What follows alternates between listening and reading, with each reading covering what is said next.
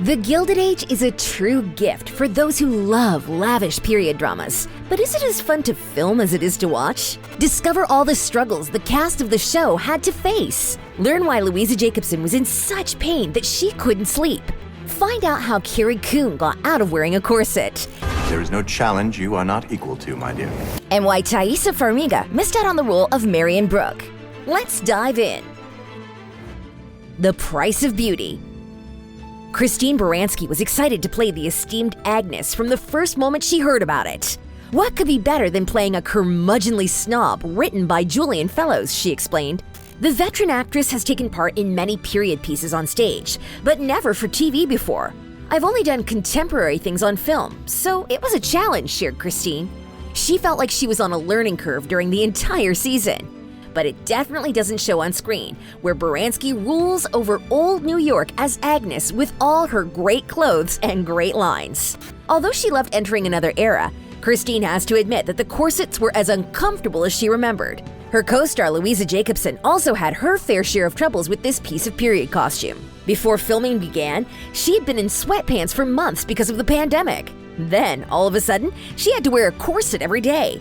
Moreover, Louisa revealed that during fittings, she got a little bit carried away. She had an idea that her character should have a really snatched waist in every scene. However, a couple of months later, Jacobson had to go back to the costume designer. I was like, "I'm really sorry, but we've got to loosen this puppy up," confessed Jacobson. "I couldn't sleep on my side because my ribs were so sore." Despite the pain though, the corsets definitely helped her get into Marian's headspace. But dare we say that it wasn't Louise's biggest challenge. Intimidating co-stars.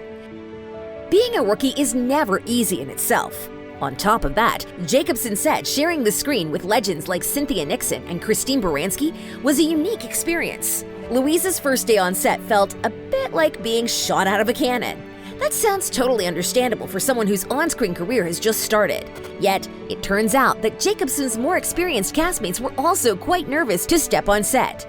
Nixon revealed that her first day was really hard too, and that later she tried to help every new cast member.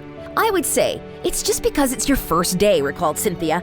"I promise you, by day 2 and certainly by day 3, you won't even remember that you used to be nervous." But nothing alleviated Louise Jacobson's nerves when it came to her on-screen aunt. She did say to her mom, "God, Christine just terrifies me. I'm just terrified of her." Baranski later revealed that she usually tried to stay in character on set. She'd only loosen up and engage in small talk after all the important takes were done. So, it took her a while to convince Louisa that Christine wasn't actually as tough as Aunt Agnes. Later, Jacobson shared in an interview how much she enjoyed being a part of the Gilded Age. "I felt surrounded by this really nurturing energy, which made it much less daunting and scary," she elaborated. "Working with Christine and Cynthia has been like a TV masterclass, honestly." As for developing her character, Louisa didn't have any problems. She admits that she had a lot in common with Marian, who doesn't want her life handed to her. The actress did her homework too. Being a self-proclaimed history geek, she spent months in the library, digging into encyclopedias and reading novels from the Gilded Age era. Her fellow actress Dene Benton also dived into history, and she even had to fight for her character. Fighting for authenticity. Wearing a corset wasn't anything unusual for Dene, as she spent years performing in period finery on Broadway. But none of the roles she's played before had been written as Black women. And that was one of the reasons why Benton jumped at the opportunity to play Peggy Scott. She felt an immediate kinship to this member of the late 19th century African-American community that typically isn't presented on TV. Moreover, Dene got the chance to contribute to Peggy's development. She fiercely advocated for her character to be as well-rounded as possible. Benton insisted that Peggy's storyline shouldn't be limited by what she would wear, what she could do, or whom she would love. The actress also insisted on moving several scenes up so that the viewers would meet the Scott family earlier in the series.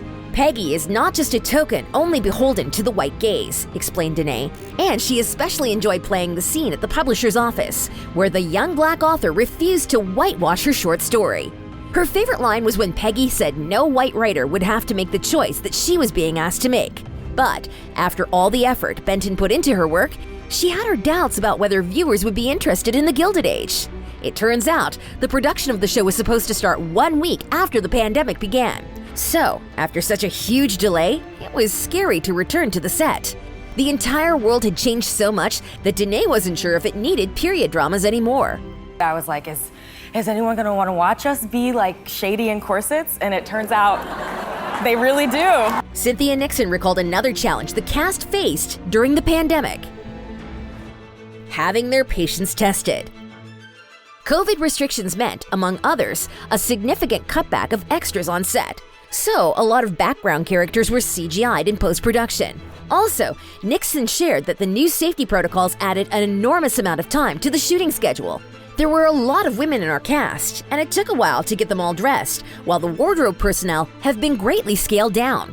Viewers might not always notice how many times the actors change in one episode, but Carrie Coon had 25 dresses for the first 5 episodes, and we cannot forget about her whimsical hats.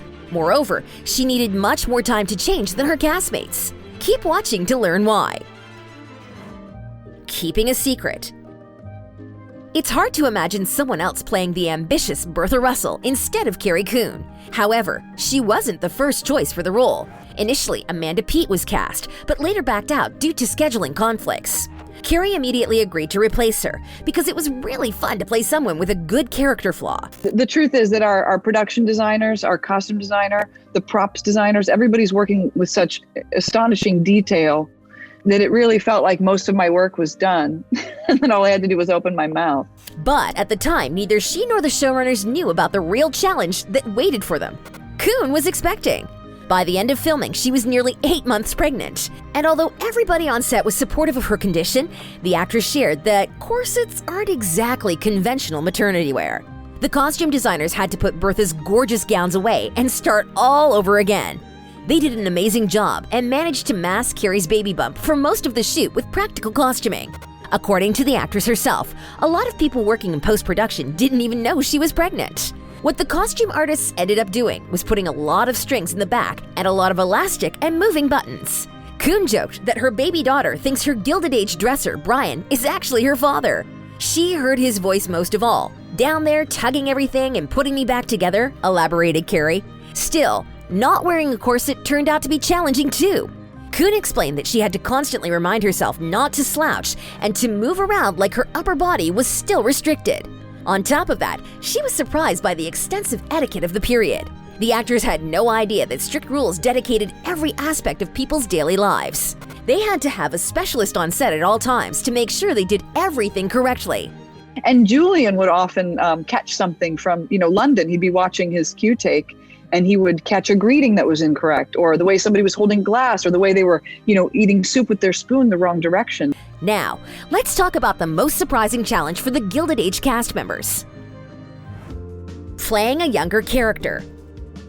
Originally, Taisa Farmiga auditioned for the role of Marian Brook. However, she didn't feel like she was clicking with or responding to the character.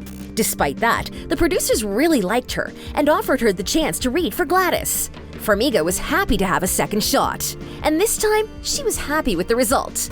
But there was one thing Taisa was a bit worried about. The actress is 27 years old, while Gladys is not just young, she's a sheltered teenager under the strong grip of her mother. Taisa revealed that in portraying her, she had to rely on both the script and on her natural instincts. Still, she had to remind herself from time to time how naive her character was. I'm a young woman who has been out in the world. I've socialized. I know how to talk to human males. Gladys doesn't have that, explained the actress. Farmiga insists that she doesn't know what her character's arc will be after episode 10, and she's looking forward with great excitement to the start of the shooting for season 2, just like we are. Thanks for watching. Check out our other video on the real-life partners of the Gilded Age cast. And stay awesome!